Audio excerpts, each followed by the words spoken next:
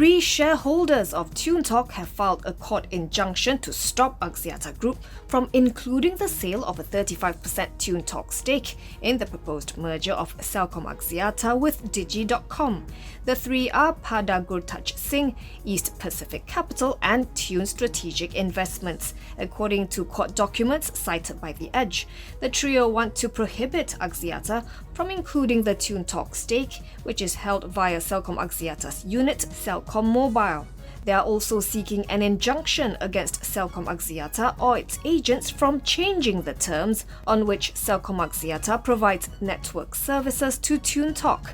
They contend that changes in the control over Celcom Mobile will allow Digi to gain an indirect shareholding in TuneTalk.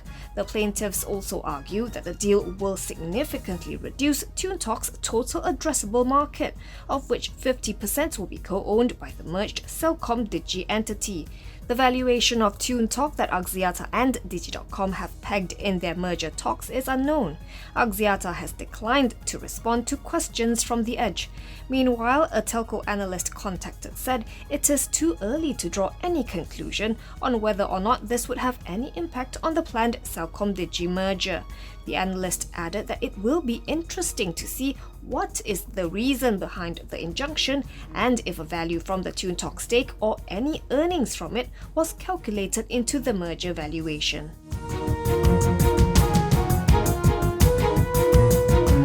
Axiata Group and Indonesian conglomerate Sinamas Group are said to be exploring options that could include a merger of their telecommunications operations in Indonesia. Citing people with knowledge of the matter, Bloomberg reported the owners of XL Axiata and Smartfren Telecom are working with advisors to weigh options that could also include agreements around sharing their networks. The report said deliberations are still ongoing and there is no certainty that a merger will take place. Axiata owns about 66% of Jakarta-listed XL Axiata, which as of June 30th had 56.8 million subscribers. It booked net income of about 716 billion rupiah on revenue of nearly 13 trillion rupiah for the 6 months to June. Smartfren had 27.9 million users as of the end of 2020. It reported net loss of 452 billion rupiah on revenue of 4.95 trillion rupiah for the first 6 months of 2021.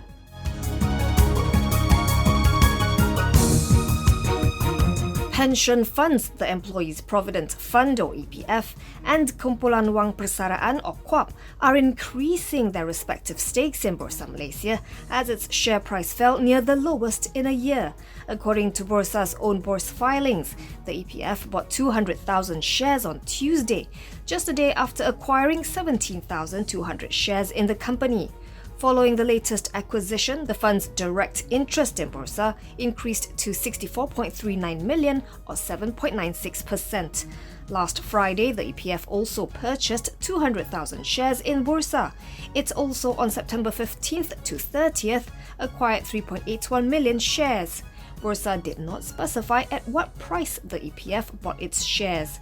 Meanwhile, KWAP acquired 50,500 shares in Bursa yesterday after purchasing 16,000 shares on Wednesday, raising its direct interest in the company to 90.76 million or 11.21%.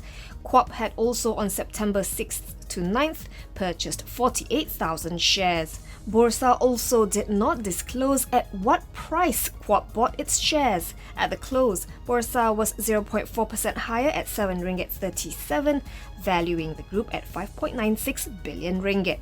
Separately, the EPF said it has outsourced 155.18 billion ringgit or 15.55% of its investment assets to external fund managers as at last December 31st. EPF Chairman Tan Sri Ahmad Badri Mohamad Zahir said in a statement that in the midst of global market uncertainties and volatilities caused by the COVID-19 pandemic, the external fund managers continued to ensure a good performance and deliver results within the EPF's risk-return objectives. As its fund size grows, he said the pension fund will continue to outsource a portion of these funds to optimize returns and enhance the performance of its assets.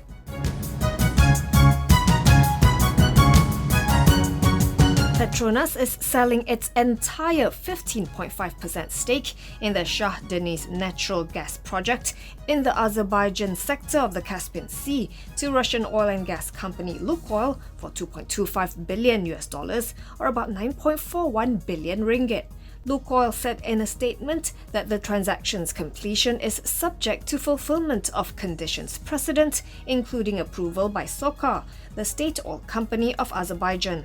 According to news reports, Petronas in 2014 bought the 15.5% stake from Norway-based Statoil, which is now known as Equinor, for $2.25 billion or 7.3 billion ringgit.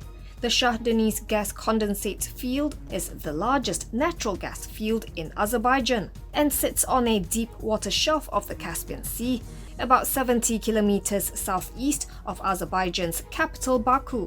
The project is implemented under a production sharing agreement. According to Lukoil, the Shah Deniz consortium extracted 18.1 billion cubic meters of gas and 3.6 million tons of gas condensate last year.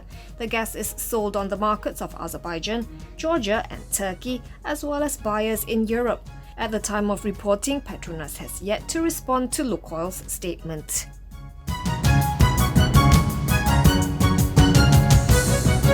The Securities Commission Malaysia, or SC, has seen a significant jump in the number of illegal investment scheme or scam-related complaints and inquiries as of last month at over 2,000, more than double the total figure reported in 2020.